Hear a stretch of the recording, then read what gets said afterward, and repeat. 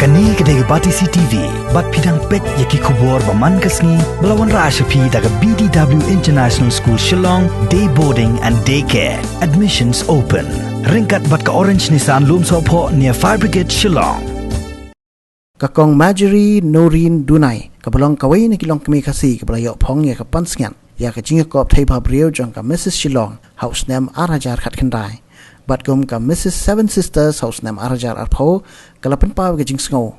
Bat ya kajing ay mensiya may kishpay, ibaidan menta, ha kajing akuntma persya, ya kajing pang corona, kalataw kerpang da kawai kajing ruay, ya kabala ay kerteng, Shania Scam. Ya kini ka music video Shania Scam, la pelai pai ba do pa kerman sila, ubrang menteri ke sorkar jela upai ketnat disaster management, ha kajing lang belalong ha kar pun tri unai luar Arajar Arpo, ha poin isok hotel Shillong ha kabala sakilang daki bahiang hasam ginong shakot ngobha pat kiwe-kiwe. Lingba kini ka surjing ruai ka kong Marjorie Noreen Dunai. Kala ay man siem kamtam ikibre giblangat ha kajing pang corona ya ki bahiang hasam jong kitu kinong shnong ke jela mekalia kibla du no yala ki baiet bathon na kani kajing pang bat kumju ru sipaya kon covid khat khandai ki ba kan thop ikinong tre jok nat ka koi ka khya ya ki dor bashnong ya ki kunhon ba fer bat ikirishment.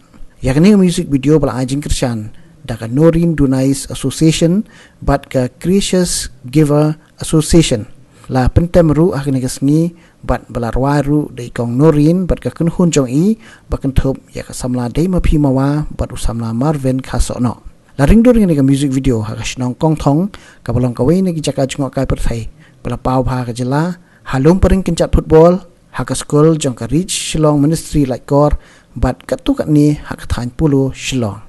They used to say in Jaitia, ye tre ham yamali. With this words really, with this COVID-19, I saw most of our good. They came back to Meghalaya and they look after their parents and they spend time with their parents. This is one beauty about COVID-19, but really sometimes when it takes life, I hate it. I don't like it. What to say, no? But when I see that everyone are united, the family especially, that is one good thing. I praise COVID-19. What to do? Because I am a man and I am a son who's really so much in touch with my family, and I love my parents, I love my brothers, sisters, I love my grandmom, my granddad. That is how I want even the other family to be united, stay at home, not just stay and don't do nothing. Do something, but don't forget your parents, don't forget your family, wherever you are. At last, your parents, your family is the greatest supporters where you will need the most.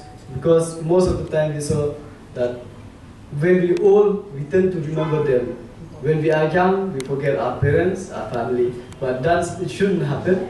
So I believe that from now on, what we have practiced at present, we will keep practicing that we will be around with our parents and family.